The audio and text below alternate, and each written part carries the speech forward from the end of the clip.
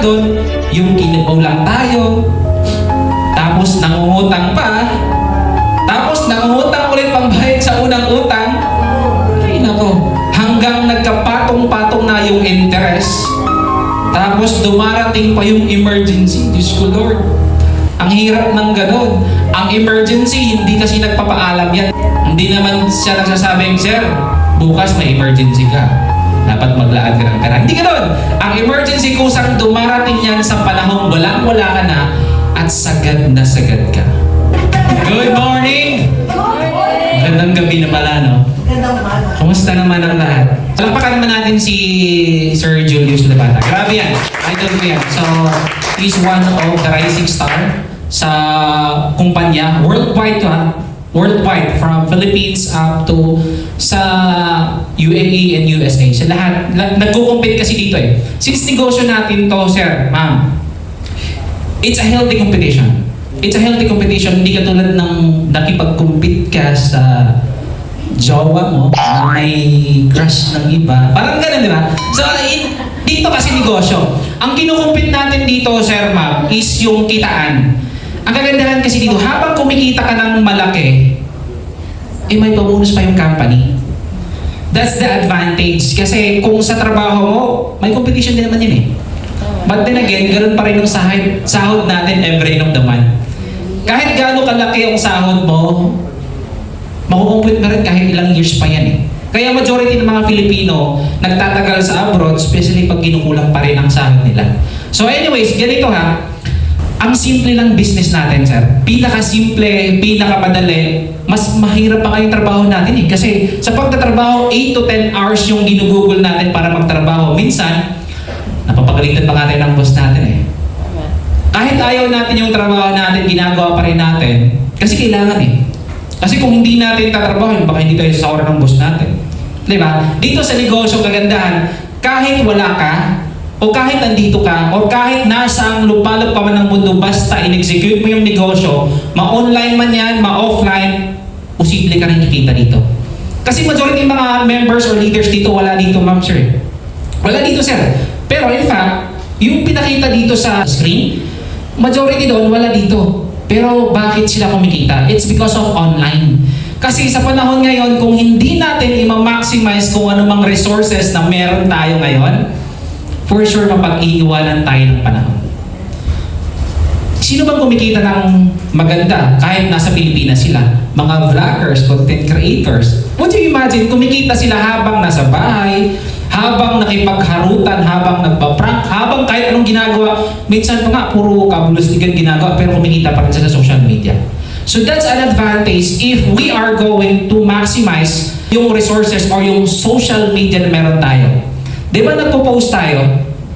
Feeling blessed with blah blah blah. Kasama ko si ganito, ganyan, or nakapag-travel ka. Pero hindi tayo kumikita. But in fact, kung i-maximize natin siya at gagamitin mo yung social media, pwede kang kumita sa ads, pwede kang kumita sa sponsorship, pwede kang kumita sa negosyo kasi ginagamit mo yung social media mo sa business mo. That's an advantage. That's why we are trying to pinaparealize ng karamihan na huwag natin sayayin yung panahon. Kasi hindi naman tayo habang buhay magtatrabaho as OFW. Sir, patanong ko, ilang years na dito eh, pinamay? Years. 8 years. Okay. Medyo umuugat-ugat na rin, no? Sino ang pinakamatagal dito? OFW. Ako, 12 years. 16. Meron bang 20 plus dito? Wala. Si sir, 8 years. Okay lang yan, sir. For sure, sa 8 years, malaki-laki na yung ipon mo. But take note ha, hindi tayo habang buhay magtatrabaho sa OFW. Uwi pa rin tayo ng Pilipinas. But, as I observe, majority ng mga Filipino umuwi for good sa Pilipinas, ang bagsak pa rin is pagnenegosyo eh. Kung magninegosyo din pala pagdating ng panahon, pagdating sa Pilipinas, mas maganda na kapag start tayo na mas maaga. Kesa late na at ugod-ugod na, Diyos ko Lord. Pag umabot ka ng 60, ay nako. May nakausap ako few months ago, 58 na siya. Ang sabi niya, sir, gusto ko talagang mag-start magnegosyo. Kaso hindi ko alam pa paano. 60 years na siya ha, 58 years ha. Meron siyang 2 years bago mag-retire. So sabi niya, sulitin ko na lang yung 2 years ko. At least man lang, pagdating ko sa Pilipinas, may negosyo na ako. Kasi kung wala siyang negosyo, anong gagawin niya? Magtatrabaho. Ang tanong, meron pa bang tatanggap sa atin doon? 60 years old? Meron pa ba? Wala. 60 years old. O kung magtrabaho ka, ay wala na eh. Wala eh. Di na kaya ng katawan natin eh. Dapat nga nagpahinga ka na eh. Or at least, habang nagpapahinga ka, in the same thing kumikita ka. Mas maganda yung ganon. So that's why we use social media. Ini-implement talaga or minamaximize natin yung social media na meron tayo. Sir, ma'am, ganito ha. Magkano ang capital na kailangan natin para makapag-start gamit ang Tabi? Starting capital? 700 plus, di ba? 735. Would you imagine? 735. Pwede ka na palang makapag-start ng negosyo sa halagang ganito.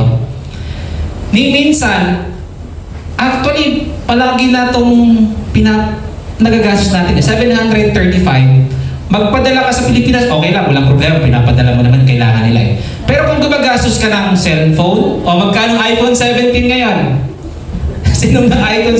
Imagine ha, iPhone 17, that's around 5,000, 6,000? 5,000 plus. Buti na lang may Tabi. Buti may Tabi. Kasi split into 4, split into 6, split into 12 months. Depende. Pero, take note ha, kung ang ginagamit mo, ang pinagagastusan mo yung liabilities, hindi asset. Kasi dalawa lang yun eh. Pwede mo i-convert yung, kunyari, ito, bumili pa ng ganito. Pwede itong gamitin ko as liability. Kasi kung binili ko siya at hindi naman nakapagbigay sa akin ng income, liabilities yan. Hindi ka kumikita. Pero kung ginamit mo to as an asset, sir, may balik sa'yo at kumikita ka. Bumili ka, binenta mo, may in return sa'yo. That's what we call asset. So kung hindi natin i-maximize kung anong meron tayo ngayon, cellphone man yan, social media, or yung skills na meron ka, sayang eh. Kasi maraming mga paraan para kumita. Hindi lang dito sa maximum data, hindi lang dito, marami pa kasi. But then again, this is pinakasimpleng vehicle na pwede mong gawin nang hindi masasagasaan yung normal routine mo sa trabaho. In fact, kumikita ka ng extra sa mga extra time mo. Sa halagang 735 gamit ng Tabi mo, magkano potential income natin? 200 dirhams, di ba? Up to 30K. So 30,000, would you imagine, 30,000 pwede mong kitain sa isang buwan. Hindi ko alam kung malaki or maliit sa inyo, but trust me, sa negosyo hindi mo kasi malilimit to eh. Sir, pag nagda-negosyo ka, hindi naman natin ilimit kung magkano kitaan dito eh. Negosyo ka eh. In fact, nagtrabaho ka sa negosyo ng iba pero magkano yung sahod mo every naman. Ganun pa rin, di ba? Pero kung yung negosyo ang tinatrabaho mo, sir, ma'am, trust me on this. Itong 30,000 na to, mas maliit pa to once na siseryosohin mo siya. Kasi hindi ko alam kung anong point of view niyo dito sa business na to. Pero sa amin kasi, sineryoso namin, kaya naman kami mungita ng magandang figure in the same thing na awarded pa rin as the part owner bonus. Imagine mo, dati sa school, na-awardan lang ako, sir, ma'am, ng most behave. Most behave yun, ha? Imagine, hindi ako nagsasalita. May award pa palang ganun, most behave. Sir, once you imagine, most behave, may award, at least may rin po. Nakakita ko sa stage. Pero, walang pera eh. Ang point ko dito, parehas na may award, pero dito, sir, may award ka, in the same thing, may extra ka pang income o kita. May pa-bonus ka pa. That's what we call yung negosyo or yung pinaka-alternative way na pwedeng gawin ng karamihan ng team sa sagasaan ng mga team sa trabaho. So in fact, ganito ha, ang kagandahan dito, sir, recap ko lang, sir ha. Anong makukuha natin sa 735 gamit ng Tabi? May 2,100 worth of products ka mo, ikaw yung mamili. Health, wellness, and beauty products, may insurance ka na rin. Pwede mo insure yung family mo sa Pilipinas. And the same thing, magkakaroon ka ng sarili mong online portfolio, monitoring mo sa business mo. And ang good news, magkakaroon ka ng sarili mong online store. Yung dropshipping, which is the best alternative way na negosyo mga OFW pag busy trabaho. Kasi bakit? Magpahinga ka, matulog ka, magtrabaho ka, kahit busy ka or nasa date ka. Basta, once na may bumili sa shop mo, sir, good news, kikita ka ng 30% every bili nila sa shop mo. 30% yan na, sir, ha? Sino ba nalang ayaw na kikita siya ng 30% kahit nagpo-post lang siya sa social media? Tayo nga, nagtatrabaho ng 8 to 10 hours eh. So, ang point ko dito, maximize natin to. Kasi sa ganito kaliit na halaga na starting capital natin, posibleng makapagpabago ng takbo ng buhay mo. Negosyo mo ito, ha? Hindi ito putyo-putyong negosyo, ha? Kasi meron tayong 5 branches international. 3 sa Pilipinas, 2 international. Soon, mag-open tayo sa Abu Dhabi and hopefully, our company trying to penetrate GCC countries, which is sa Qatar naman. That's an advantage. Kaya sabi ko, sabayan nyo kasi sayang eh. Kung hindi natin babaguhin yung routine natin, ganun pa rin yung resulta. Kahit ilang years pa yan eh. Kung ano bang sitwasyon na meron tayo ngayon, resulta po yan sa mga desisyon natin naman. Di ba? Bakit kayo nakapag-abroad? Kasi nag-decide kayo, nag-apply sa Pilipinas eh. Kaya napunta ka dito. Bakit ka sumasahod ng 3,000, 4,000 to 5,000? Kasi nag-decide ka na mag-apply sa kumpanya. Nag-decide ka na ginalay mo para ipasa mo yung interview. Kaya nakapagtrabaho ka. Ganon din dito. Kasi sir, ang buhay kasi pinaplano yan eh. Totoo? Yes. Pinaplano yan. Kasi imagine mo ha, if you're familiar with Burj Khalifa. Familiar? Nakapunta ka na sir sa Burj Khalifa? Sa labas lang. Okay lang yan. So imagine mo ha, nabuo yung mataas na building na yan. Kasi pinagplanuhan eh. Pinagplanuhan siya ng maigi. Binayaran ng malaki yung engineer na nagpaplano niyan. Ang laking gastos eh. Imagine mo ha, pinagplanuhan ng maigi yung isang building na wala ng buhay. How much more buhay ng isang tao?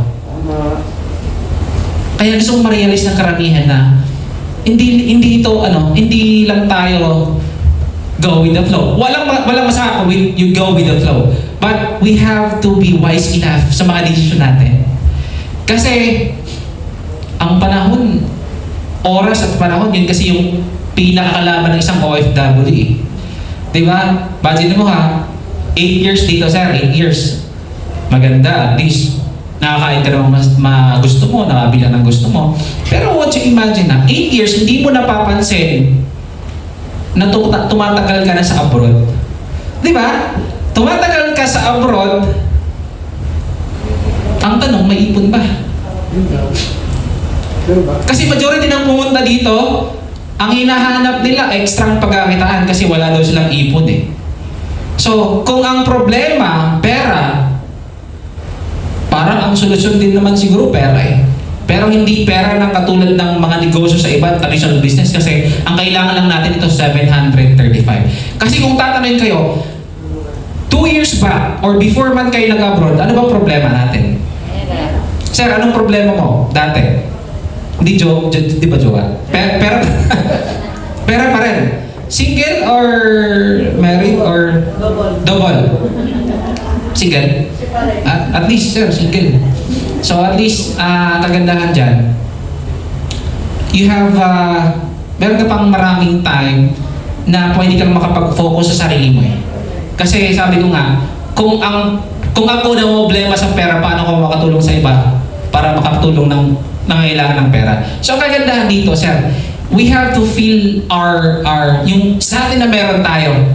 Kasi pag bumuhos na yung blessings at umaapaw na, dun ka na magbibigay sa iba. Correct.